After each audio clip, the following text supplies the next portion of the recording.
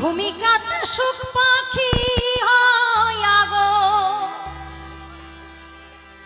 এই আসরে দাঁড়ায়া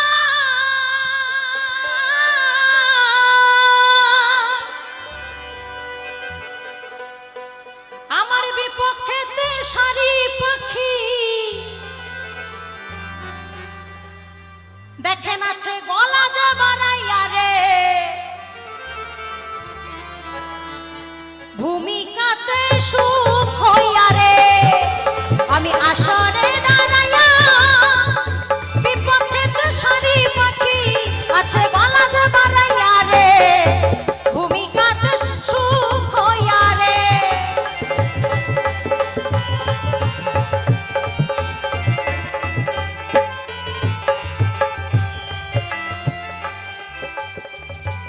বৃন্দাবনের এই দুটি পাখি কারণ আছে জানা তারা রাধা আর কৃষ্ণকে নিয়ে সর্বদা করে আলোচনা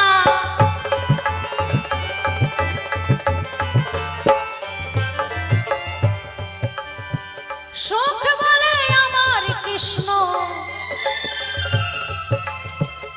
গিরি ধরেছিল সারি বলে আমার রাধা শক্তি সঞ্চারিল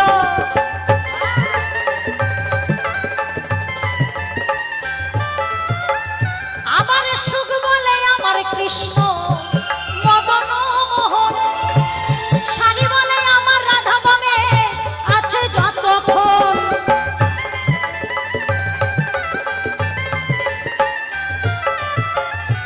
আবার সুখ বলে আমার রাধার আমার কৃষ্ণে মাথায় আছে ময়ূর পাখা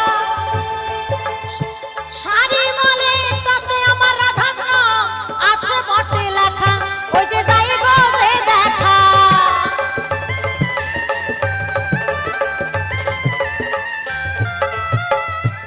আবার সুখ বলে আমার কৃষ্ণ দেখো মাথায় ময়ূর চূড়া বামে আছে হেলে আবার সারি বলে আমার রাধার চরণ পাবে বলে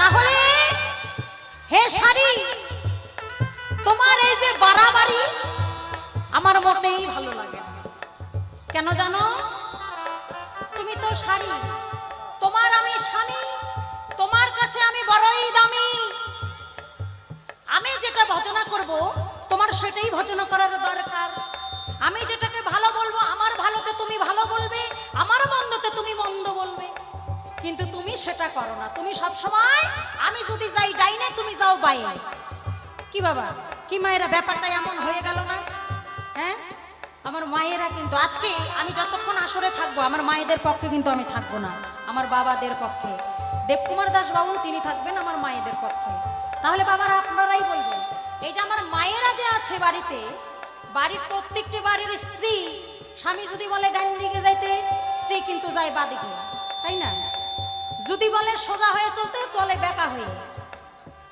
এই হচ্ছে প্রত্যেকটা সংসারে স্বামী স্ত্রীর ঝগড়া লেগেই আছে তাই আমার সংসারটাতেও এমন হয় এই যে আমরা সুখসারী দুটি পাখি বৃন্দাবনে এই রাধা কৃষ্ণকে নিয়ে সবসময় ঝগড়া করতে করতে ঘুমাই আবার ঝগড়া করতে করতে জাগি খাই না কেন এই ঝগড়া করে করে খাওয়ারও সময় পাই না তাহলে বিষয়টা হচ্ছে এই যে যদি সুখ বলে আমার কৃষ্ণ মদন মোহন সারি বলে আমার রাধা বামে আছে যতক্ষণ নইলে শুধুই মদন আবার সুখ বলে আমার কৃষ্ণ গিরি ধরেছিল সারি বলে আমার রাধা শক্তি সঞ্চারিল নইলে পারবে কেন আবার সুখ বলে কি যে আমার কৃষ্ণের মাথায় ময়ূর পাখা সারি বলে তাতে আমার রাধার নাম রয় লেখা ওই যে যাই যে দেখা আবার সুখ বলে আমার কৃষ্ণের মাথায় চূড়া বামে হেলে সারি বলে আমার রাধারানীর চরণ পাবে বলে। তাহলে হে সারি, তোমার হচ্ছে আমার জিজ্ঞাসা রায়। এই যে তোমার বড়াই, এই যে তুমি সবসময় তোমার রাধাকে যে বড় করো, আচ্ছা আপনারাই বলবেন, এই যে আপনাদের সমাজপুর এই যে বাজার রয়েছে, এই বাজারের পাশে যদি একটা রাধার মূর্তি সুন্দর করে বানিয়ে রাস্তার সাইডে রাখা যায়, আর সেই রাস্তার পাশ দিয়ে যদি ভক্তগণ যারা আছে তারা হেঁটে যায়, কেউ কি বুঝতে পারবে যে ওইটা রাধা? কি বোঝা যাবে বাবা? হ্যাঁ, বোঝা যাবে না। এবার যদি কালিমার মূর্তি রয়, সেই কালিমার ছবি দেখে কিন্তু বোঝা যাবে, মূর্তি দেখে বোঝা যাবে। কেন? জিভটা বাইরে বেরিয়ে থাকবে, হাতে খড়গ থাকবে, মায়ের বেশভূষা দেখে বোঝা যাবে যে এটা কালিমা। যদি মা দুর্গা রয়, সেই মাকে দেখেও বোঝা যাবে নিশ্চয়। কেমন? মা সিংহের উপরে বসে থাকবে, 10টা হাত থাকবে। যদি লক্ষ্মী রয়, তাকে দেখেও বোঝা যাবে সামনে পেঁচা থাকবে, তার কলসি থাকবে, ধানের শীষ থাকবে, এমন নানা রকম করে কিন্তু বোঝা যাবে। যদি সরস্বতী থাকে, বিনা হাতে থাকবে, হাঁসের উপরে বসে থাকবে, হংসের উপরে বসে থাকবে, বোঝা যাবে। কিন্তু এই রাধাকে যদি আমার কৃষ্ণর পাশ ছাড়া একটা সুন্দর করে মূর্তি বানিয়ে দাঁড় করিয়ে রাখা যায়, কেউ কিন্তু চিনতে পারবে না যে এটা রাধা হয়। কারো চেনার ক্ষমতা নাই। তাহলে সারি, তোমার কাছে আমার জিজ্ঞাসা রয়, যাকে আমার কৃষ্ণের পাশে যদি না থাকে, যাকে চেনা যায় না, আমার কৃষ্ণের বামে যদি রাধা না থাকে, তাহলে যার কোনো অস্তিত্বই নাই, সে কি করে বড় হয়? কোন গুণে তোমার রাধা বড় তুমি একটু বলবে এই ধর্ম সভায়। তাই কোন গুণেতে তোমার রাধা ও গো সারি বড় বটে হয়? তুমি খাটি খাটি জবাব দেবে এ ধর্ম সভায়। হরিবল হরিবল হরিবল হরিবল হরিবল। এবার আমি দ্বিতীয় নাম্বার জিজ্ঞাসনে যাই। সেই জিজ্ঞাসার অবসারী জবাব আমি চাই।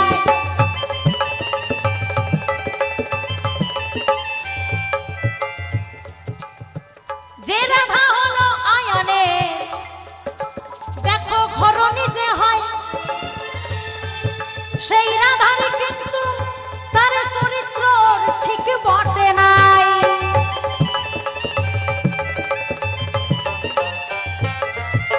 হাইরে সারি, তুমি যার করো,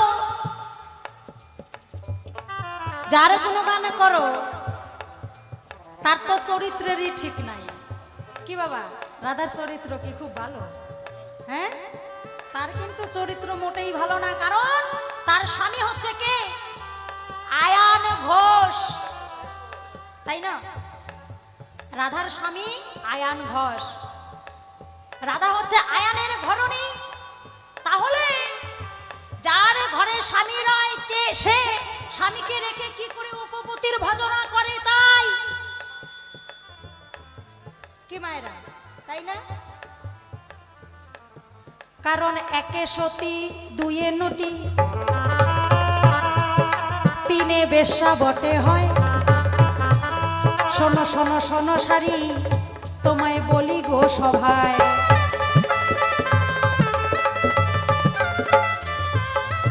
যার একটি পতি সে হচ্ছে সতী, দুয়ে নটি, তিনে বেশ্যা, চারে বেবেচারিণী, পাঁচে হচ্ছে কুলোটা।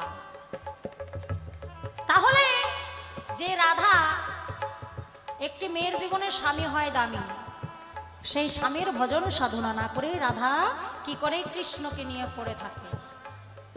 তাহলে তুমি স্বামী ভজনা করো? করে না। উপপতির ভজনা করে। ছি ছি ছি ছি ছি সারি, আমি একদম যাই লজ্জায় মরি। মানে তোমার রাধার যে গুণের বর্ণনা কি বলবো, আর এই সভা ঠাই বলার কিছুই নাই। বলার কথা তো অনেক আছে, মানে বেশি বলবো না, বুঝলেন তো? তাই কোন কারণে তোমার রাধা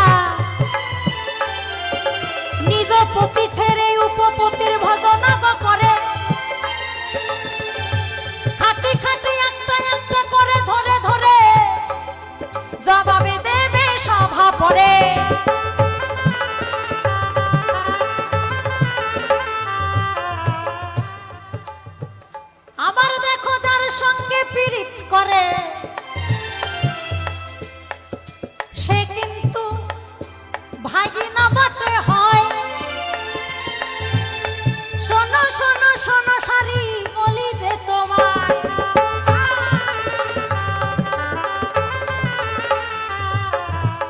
মানুষ প্রেম প্রীতি করলে করতেই পারে, তাই না? যার যার অভিরুচি।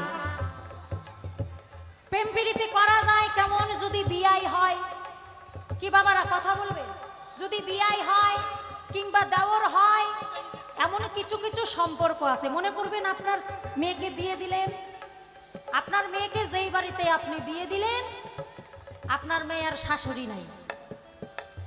এবার আপনার মেয়ের শাশুড়ি আপনার বিয়ান, যদি বয়সটা কম হয়, তার মধ্যে যদি বিয়াইও না থাকে, সেই জায়গায় কিন্তু লাগার বটরটা লাগানো যায়। কিন্তু কেউ কি পারবে যে তার ভাগিনার সাথে প্রেম করে? এটা কি কোনো সম্পর্ক হইল? কি বৌদিরা, দেওরের সাথে প্রেম প্রীতি কিন্তু হয়, দেওরের সঙ্গে অনেক সময় হয়, নিজের স্বামীর বন্ধুর সঙ্গেও হয়, অনেক সময় অনেক খবরেই দেখা যায়, তাই না? তাহলে এই সমস্ত সম্পর্কগুলির সাথে প্রেম প্রীতি করা যেতে পারে, কিন্তু কোনোদিন শোনা যায় না যে ভাগিনার সঙ্গে কেউ পীড়িত করে।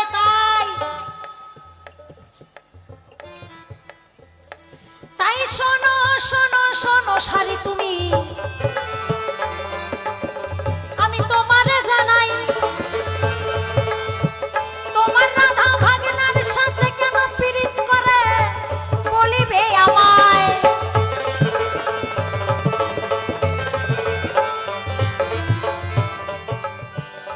কেমন? মাত্র 3টা জিজ্ঞাসা থাকলো, বেশি দেব না। কি বাবা, ছোট ছোট জিজ্ঞাসা, ছোট ছোট জবাব, বেশি দেব না।